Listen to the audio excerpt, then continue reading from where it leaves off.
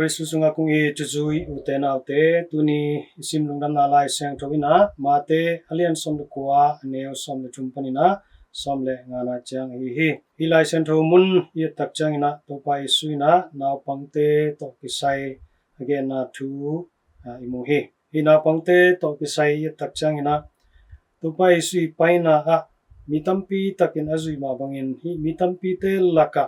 nupi papi amma bangin nunga tangwal te zongama na pangte song na mu hi na pangte zong to pai su kyanga ong pai ama ong pai hilo zoina nulepa te na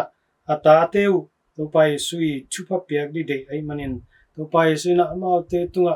akhun nga in chupa piak di ade na to na pangte ong ton piu hi to bangina ong ton piu pen anung zui te na amu tak chaina na kha tan hi na pangte ibang ang pai pen nung zui pi te na ama ngai sun na to pai su arina nong kai hi ong pai pi ke zoun na pangte ong pai pi ke zoun china anana kham hi ai zungna to pai sin amu tak changina bang chi ge hiam chi le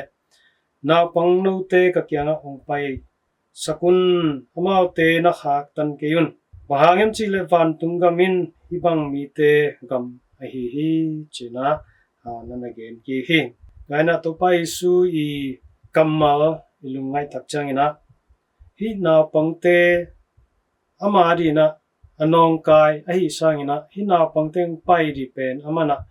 nala lunggol bek tham loina hi na pangteng pai na hangina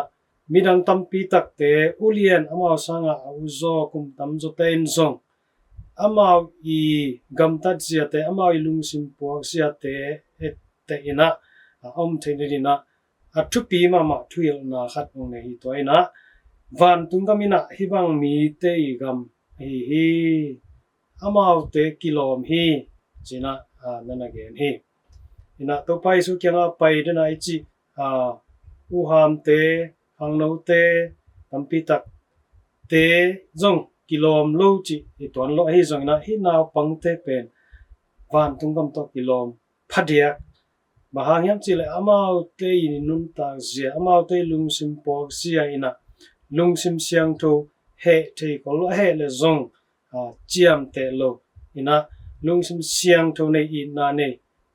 mai sakti na nei ai manina hina pangte pen van tunggam to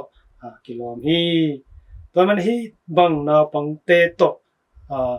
naki batin han chamun china to pai sina chu ong hi to manina na pangte kianga na ong pai na pangte to pai sina alutunga thu khut ngai na thupa piana thulung sak lai hi utenaute nisimina ekele nipi simina itena biakin te paina thu iwangen hi iwangina thu ngenin yum tak changina eitena hi to pai su kianga akipai pi na pangte ibang zo hiam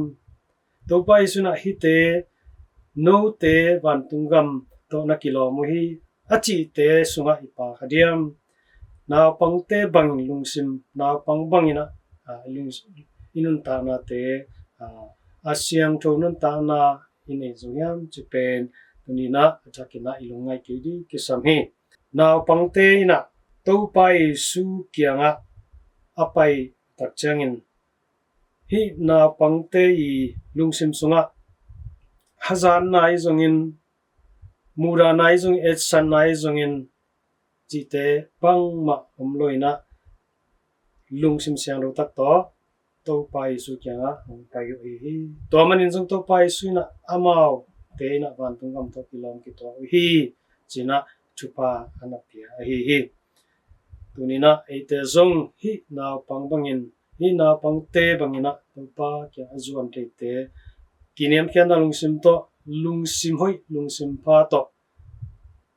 mi murana etsan na lungsim te pai hiaina ina takpi pasen ina le mi te ina takpi to pa kya azuan hi dikisami tua ahi le itena to pai khut ngak na sunga to pai khut ngak na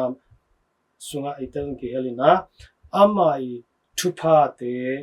te na sang te hi ri hang pa manin to pai de lung sim pok sia te